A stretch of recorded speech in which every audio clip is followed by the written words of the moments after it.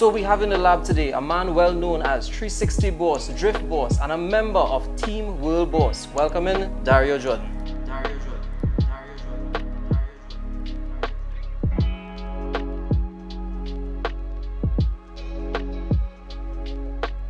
For those of you all who don't know Dario, he participated in a lot of motorsport activities such as circuit, time attack, drags, and of lately, drifting.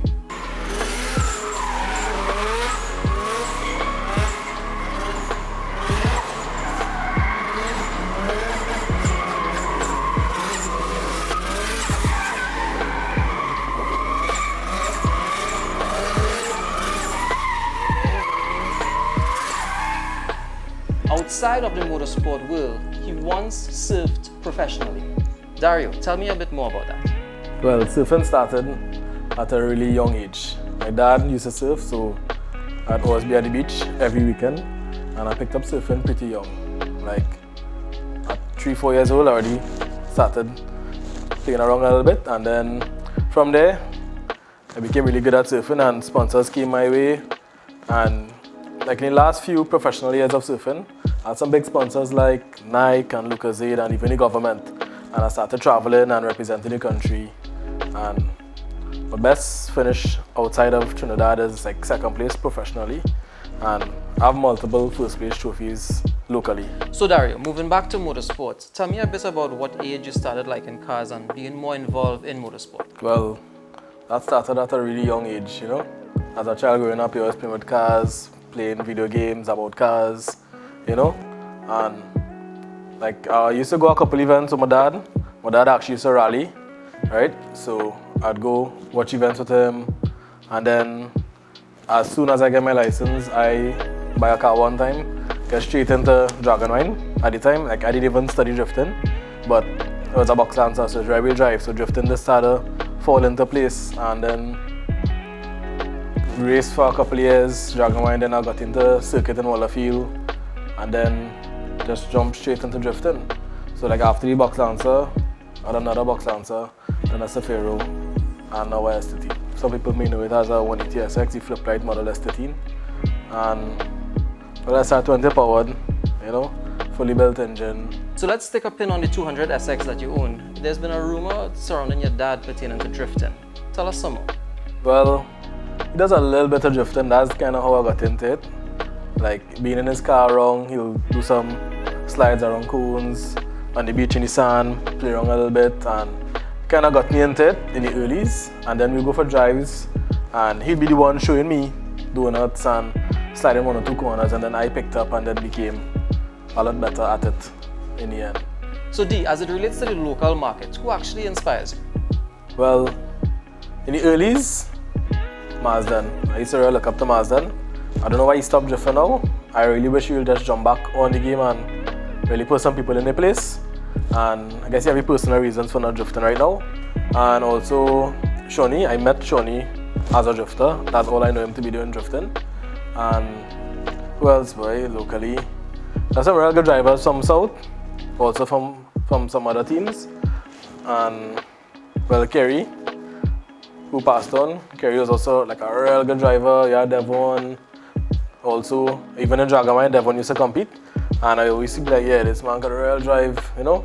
I think he's like one of the better drivers between he and Shawnee locally. Like they're like the top drivers, I think, boy. Right. As it relates to the foreign market now, have you done much research and look up at anyone on a foreign base? Yeah, well, we all love Imzan, you know, and Adam LZ. I watched a lot of his videos in the earlies. Who else, boy? Like Saito, you know, all those drivers are real good drivers, but of course, the machine, Imzan, is the boss of all. So Dario, based on the names that you mentioned earlier on the local markets, who exactly right now you want to deal with? Well, me and Shawnee always have an outgoing battle, no matter what. Whether it be on the track, or in a compound, or on the street. We have an outgoing battle from ever since whenever, right? And that is what made me so much better, because he was always better than me.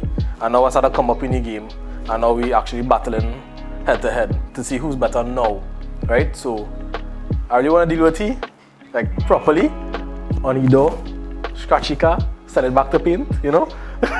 And then some other drivers, like I wish Imzan can come back out also, you know, because when he was out, I was like, could have barely even do a circle. I know that I'm better. I actually want him to. And there are some other drivers, some sort like Brian from Painless. We had a little battle in Tobago, you know. Talks at the show. We never really get to settle it. We try a little small thing in a little car park, but never get to settle it properly now, you know. Certain things we had to settle on the field. D, let's talk about the car a little bit more, pertaining to the engine specs, the interior setup, the drivetrain and the suspension. Alright, let me show you.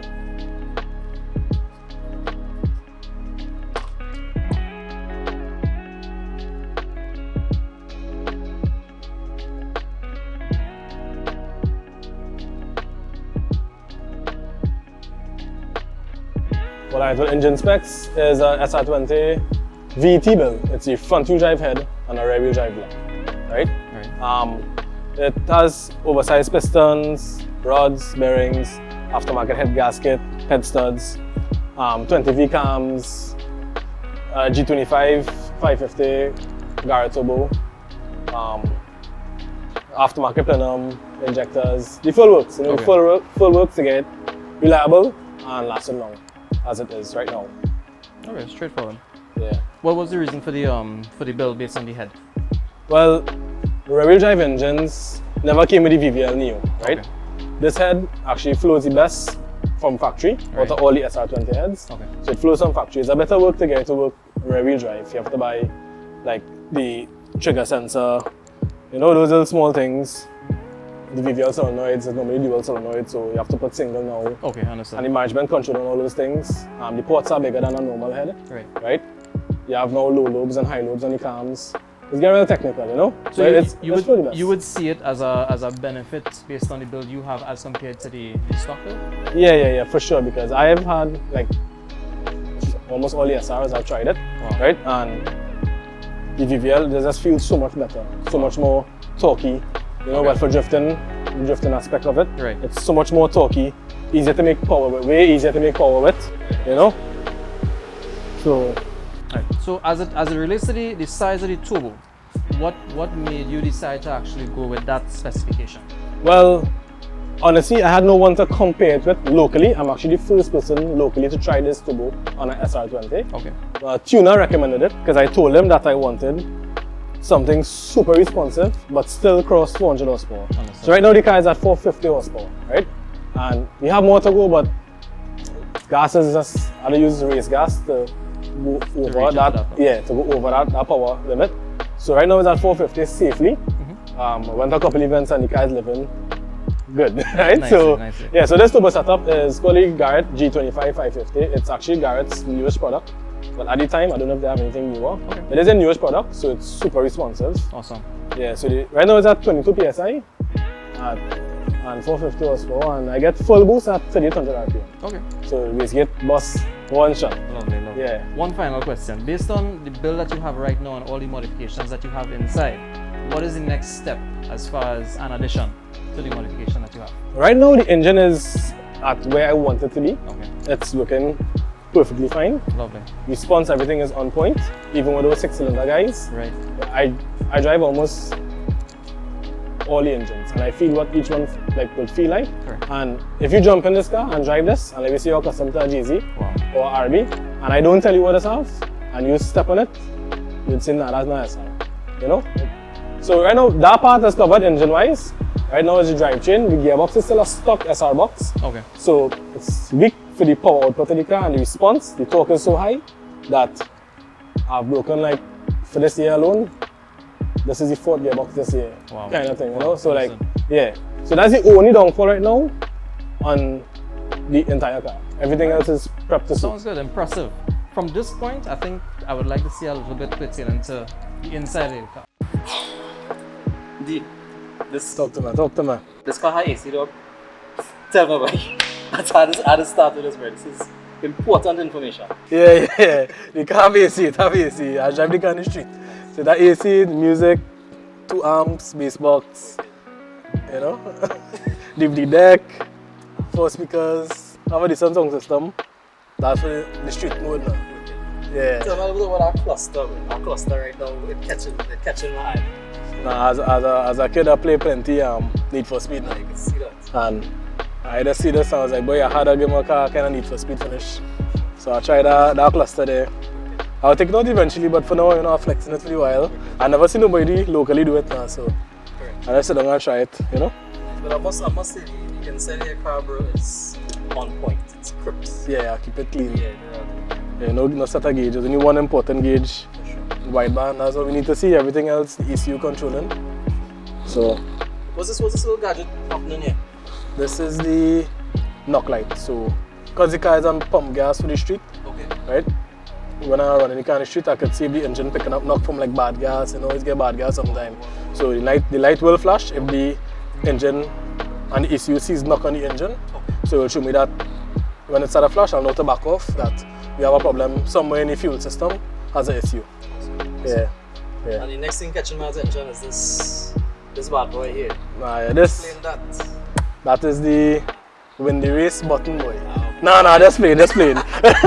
Nah, that's just a switch for launch control. So if I do decide that I want to drag race, because I race a couple of people, you know. If I do decide that I want to drag race, dry the tuner, we put in the switch here, so I can just flick it up, and the car will have launch control and other little small secrets now. By that flick or that switch. I like the fact that the car you could pretty much get into any division of the motorsport. Yeah, it's not a drift car. It's a street car that's used for drifting. And anything else, enjoy myself, just to make me happy, you know. Go to the beach, anything I want to do with the car, I just jump in and drive, you know.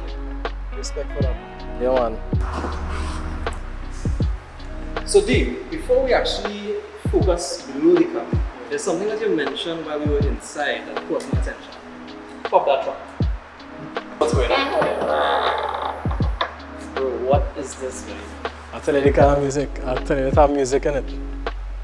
That's when I'm cruising, I can listen to the sound system and that speed everywhere I go in. This is crazy. But it's not finished yet. It's the last thing I'm doing. Right. Because I'm really a big fan of music. But so after the paint job and interior, roll cage, suspension, engine is the last thing now. So it ain't finished yet. Still have some more to come. I'd buy a mono, something the music man, I don't know. So I'd buy something else and then that's it. The music should be complete and then we'll neaten it up, hide all the wires and we're good to go there. Car is fully complete. Let's move straight along to the suspension. Yeah? I do it. So now, as we are below the car, you want to give us a little run through as far as what it looks like? Well, yeah, we can start off with well, these bars. I make these bars myself, you know. We have the IKEA formula, cradle arms, GK Tech, rack and relocators, D2 coilovers right around, R2D4, brakes, well, full stainless steel exhaust, straight to the back, stock box. I think I got a good gearbox right now. On the braking box back to back. So we have the diff is Tome 2-way, right. The T-Trax Advance with a 4:3 ratio. Before you go any further to the back, something I wanted to ask you about this bracket here, this framing. Oh, so what happens is these cars are a bit weak. Right. No Nissan, right? So the cars tend to flex something, especially when you have arms like these with no bushings. So I have no bushings below the car at all. Right, so the front rail is solid, so I use this to brace up the front so that nothing no tear. And there's also another brace additional, and that's about it there. Simple, nothing too fancy like YSAB and them big boy things. And in the back we have simple stuff, all your adjustable arms in the back also, beside the lower cradle, stock lower cradle, and 5-bolt axles, same thing, the Max coilovers. So yeah, that's about it for below the car.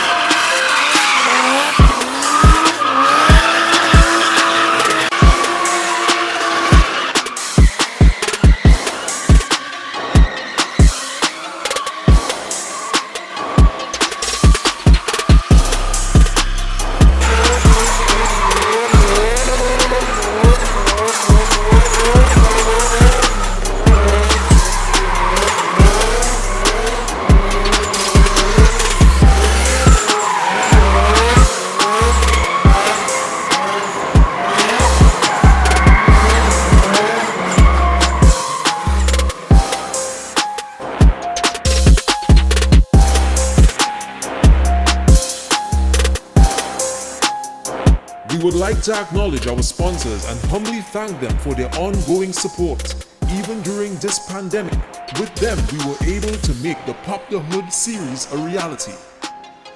Aditi, YACCO, Maxxis Tires, PRS Performance, State of the Art, Autokanix, Team World Boss, Tropical Engineering, Trakstar Performance, Monkey Wrench, Shadow Studios, Chalo, David Persad Photography, Itz Zeus Photography, Streetside Productions.